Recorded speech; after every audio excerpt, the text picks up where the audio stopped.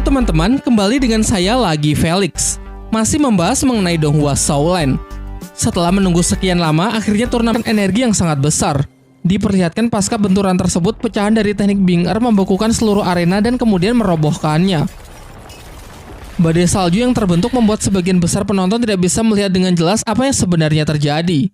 Bing Er kemudian mengaku kalah dari Tang San. Namun Tang San menjelaskan alasan ia bisa bertahan dari teknik Bing Er karena tanaman obat yang pernah ia konsumsi. Oleh karena itu, ia tidak mau mengakui kemenangan karena kekuatannya tersebut tidak murni berasal dari roh pelindungnya. Bahkan ia terpaksa menggunakan tulang roh yang sebenarnya ingin ia persiapkan di final nanti. Karena kedua belah pihak sama-sama mengaku kalah, maka wasit pun mengumumkan hasil dari ronde kali ini adalah seri. Setelah melewati berbagai macam pertempuran yang sangat panjang, akhirnya babak penyisihan tahap pertama pun telah selesai. Kaisar Kerajaan Tiando mengumpulkan 5 akademi terpilih untuk memberikan mereka penghargaan sebelum melanjut ke babak penyisihan tahap kedua. Ia juga berjanji untuk memberikan hadiah siluman roh berusia puluhan ribu tahun kepada 3 orang peserta dengan performa terbaik nanti setelah turnamen benar-benar berakhir. Ketika rombongan Sri Lanka dalam perjalanan kembali ke akademi, Tang San dipanggil oleh Wu yang masih tidak terima dengan kekalahannya. Ia pun kini menantang Tang San untuk kembali berduel tanpa menggunakan kekuatan roh pelindung.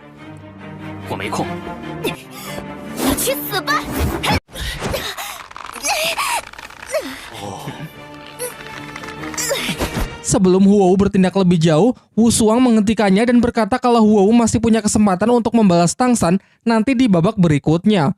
Terhitung masih ada 1 bulan sebelum babak berikutnya. Tang San meminta izin menggunakan waktunya tersebut untuk berlatih sendiri. Master Xiao memberinya izin, sementara untuk para murid yang lain akan berlatih di bawah bimbingannya. Sebenarnya Tang San masih sangat terpukul dengan kekalahannya saat melawan Akademi Tian Sui. Meski hasil akhir dinyatakan seri, namun Tang San masih terus menyalahkan dirinya sendiri sebagai penyebab utama dari buruknya performa tim Sri Lanka saat itu. Ia pun kini mulai mempertanyakan latihan apa yang paling efektif bagi dirinya. Karena walaupun selama ini ia sudah jauh mengembangkan potensi dari roh pelindung rumput biru peraknya, namun rumput biru perak tetaplah rumput biru perak yang masih memiliki banyak sekali kekurangan dibandingkan kekuatan roh pelindung jenis lain. Ia mencoba melihat jauh ke dalam dirinya untuk mencari potensi apa lagi yang bisa ia kembangkan. Jika ini waktunya melatih kekuatan Palu Houtian, bagaimana dengan segudang masalah roh pelindung ganda yang sampai saat ini belum terpecahkan?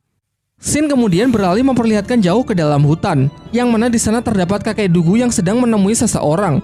Orang tersebut bernama Yue Guan, Master Roh bergelar Douluo level 95 dari Balai Roh Pelindung. Merupakan pengguna kekuatan roh pelindung bunga krisan yang membuatnya sering dijuluki sebagai Master Krisan. Diceritakan kalau di masa lalu ia sering berselisih dengan kakek dugu. Puncaknya pada 10 tahun yang lalu, Master Krisan bersama rekannya mendapatkan misi untuk memusnahkan seluruh garis keturunan dari klan dugu. Namun kala itu beruntung Kekaisaran Tiando berpihak kepada kakek dugu sehingga ia berhasil selamat. Kini untuk membalaskan dendamnya tersebut, kakek dugu berniat untuk menghabisi Master Krisan. Master Krisan memulai pertarungan dengan skill kelimanya, sebuah teknik luapan energi yang mampu mengeluarkan wujud mirip shuriken yang bisa ia kendalikan untuk mengejar dan menyerang target.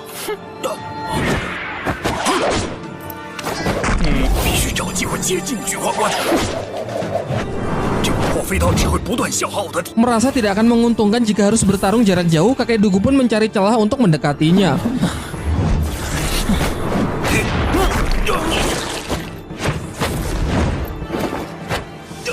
Di sini Master Krisan cukup terkejut melihat ketangkasan dari kakek dugu, mengingat seharusnya racun orang ini sudah menyebar ke seluruh tubuhnya. Ia belum tahu kalau berkat Tang San kini zat yang meracuni kakek dugu sudah hampir 100% menghilang. Karena kakek dugu telah mengikuti saran dari Tang San untuk menyimpan racun di dalam tulang roh.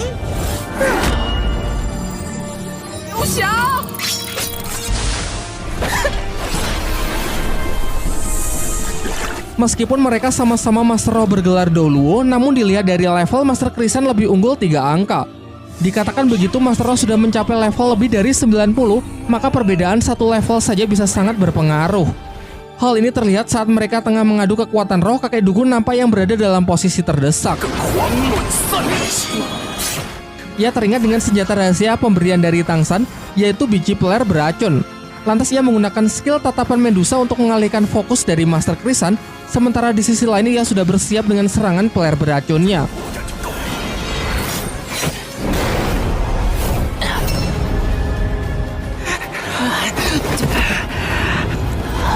Rencana tersebut akhirnya berhasil melukai Master Krisan yang sempat lengah sehingga ia terpaksa mundur karena meskipun racun tersebut tidak mematikan, tetap saja bisa melemahkan kekuatannya.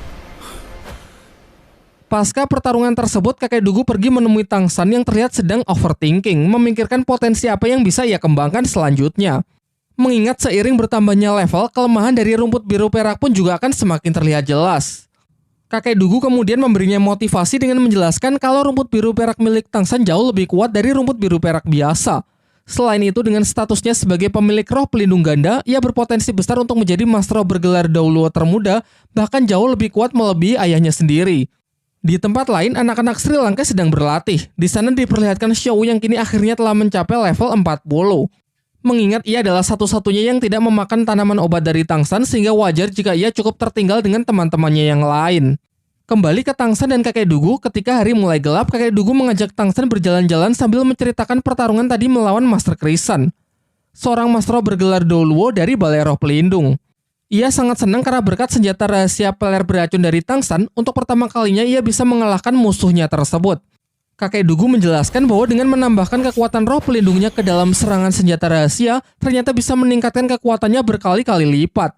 Dari cerita tersebut, Tang San pun kini telah menemukan ide harus bagaimana latihan untuk dirinya selanjutnya, yaitu dengan mengkombinasikan kekuatan rumput biru perak dengan senjata rahasia. Ketika hari sudah gelap, kakek Dugu mengajak Tang San berkunjung ke wilayah kedutaan Balai Roh Pelindung yang berada di kota Tiando. Kalau dilihat-lihat, kekuatan militer di sini bahkan melebihi kekuatan militer dari kerajaan Tiando itu sendiri. Tang San lalu menceritakan mengenai turnamen Akademi Roh Elit yang sedang akademinya ikuti. Sejauh ini ia sudah berhasil melewati babak penyisihan tahap pertama dan akan segera maju ke babak selanjutnya. Tang San sangat optimis kalau timnya akan bisa menjadi juara pertama dalam turnamen tersebut, bahkan mengalahkan tuan rumah itu sendiri, yaitu Balai Roh Pelindung. Namun kakek Dugu meragukan optimisme tersebut. Bukan bermaksud untuk meragukan kemampuan dari Tang San dan kawan-kawan, melainkan ia tahu kalau turnamen ini hanyalah sebuah permainan yang dibuat oleh Balai Roh Pelindung. Menurutnya, juara dari turnamen tersebut sudah ditentukan bahkan sebelum turnamen itu dimulai dan akan selalu begitu setiap tahunnya. Ialah tim dari Balai Roh Pelindung. Kabarnya tahun ini Balai Roh Pelindung sudah menyiapkan tim yang disebut Generasi Emas dengan kekuatan tempur yang sangat mengerikan.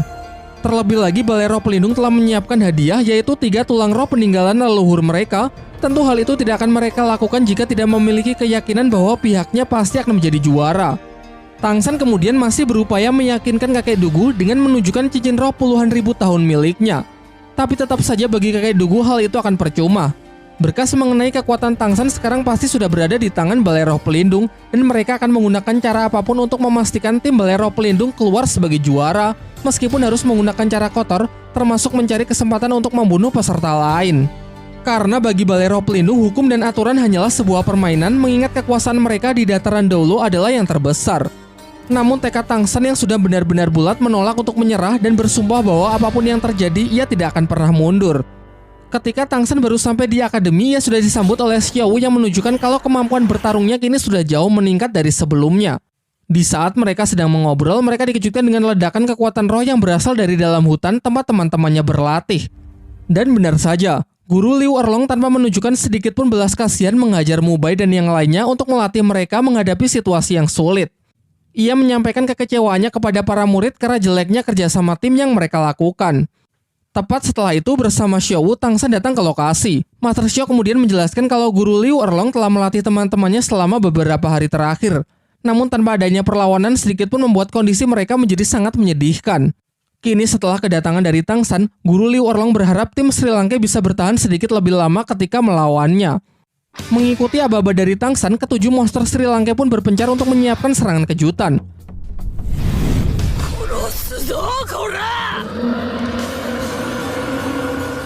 Mubai dan Mang Hojun ia perintahkan agar menghemat energi roh guna menyiapkan teknik terkuat di waktu yang tepat. Oleh karena itu, mereka berdua hanya melancarkan serangan menggunakan skill pertama dan skill keduanya saja untuk sedikit menyibukkan target. Sementara Xiao dan Su Ying akan berperan sebagai pengalih perhatian dengan serangan jarak dekat. Mengandalkan kecepatan dan kekuatan yang diperkuat oleh skill Ning Rongrong, Su Ying dan Xiao bekerja sama menyerang Guru Liu Erlong dari jarak sedekat mungkin sesuai arahan dari Tang San.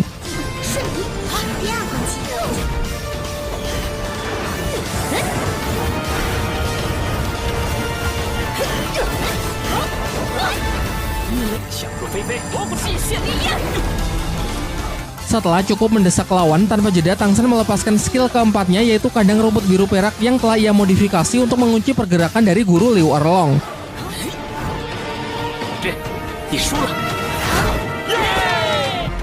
Berkat kerjasama yang sangat baik, tim Sri Lanka pun dapat mengalahkan guru Liu Erlong.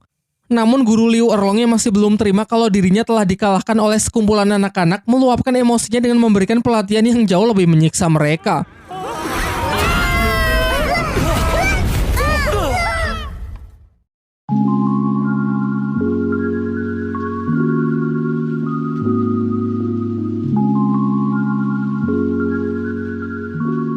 Nah, itulah tadi plot cerita Donghua Shaolin di beberapa episodenya. Sekarang saatnya kita membahas detail menarik, memberikan opini serta penilaian pribadi. Mungkin sebagian besar dari kalian sepakat kalau makin kesini problematika dari Donghua Shaolin menjadi semakin berat, yang mana banyak unsur politik di dalamnya. Diceritakan bahwa di seluruh dataran Douluo, Balai Roh Pelindung adalah kekaisaran yang paling berpengaruh karena memiliki kekuasaan yang begitu luasnya. Kebusukan dari Balai Roh Pelindung sendiri sudah diperlihatkan kala mereka mendesak ketua sekte Hotien, yang mana adalah ayah Tang San, untuk menyerahkan benda pusaka paling berharga, yaitu istrinya yang merupakan siluman roh berusia ratusan ribu tahun. Namun seperti yang diceritakan dalam episode kali ini, kerahasiaan cerita itu dijaga rapat-rapat oleh pihak Balai Roh Pelindung sehingga hampir tidak ada orang yang tahu cerita lengkapnya, termasuk benda pusaka apa yang sebenarnya diperebutkan. Masih membahas mengenai Balai Roh Pelindung. Pada era ini, turnamen Akademi Roh Elit yang disebut-sebut sebagai acara yang bertujuan memperkuat hubungan antar kerajaan dan sekte yang ada sebenarnya juga cuma akal-akalan dari Balai Roh Pelindung. Tentu tujuan utamanya bukan itu, melainkan untuk terus memantau kekuatan dari para master roh di setiap sekte dan kerajaan agar kelak tidak ada yang menjadi ancaman bagi kekuasaan Balai Roh Pelindung itu sendiri. Pada scene ini dijelaskan oleh kakek Dugu kepada Tang San. Bahkan jika ada seorang peserta yang terlalu OP, maka kabarnya akan dibunuh secara diam-diam oleh asasin kiriman dari Balai Roh Pelindung. Menariknya, Feng Xiaotian sepertinya menyadari hal itu. Berbeda dengan Akademi Sri Lanka yang sangat ambisius untuk menjadi juara dan mengalahkan tim dari Balai Roh Pelindung, tim Chen Feng mengungkapkan bahwa timnya tidak berharap untuk melawan Balai Roh Pelindung. Baiklah, mungkin kali ini singkat saja. Kalau kalian punya pendapat lain atau detail menarik yang saya lewatkan, silakan menulisnya di kolom komentar ya.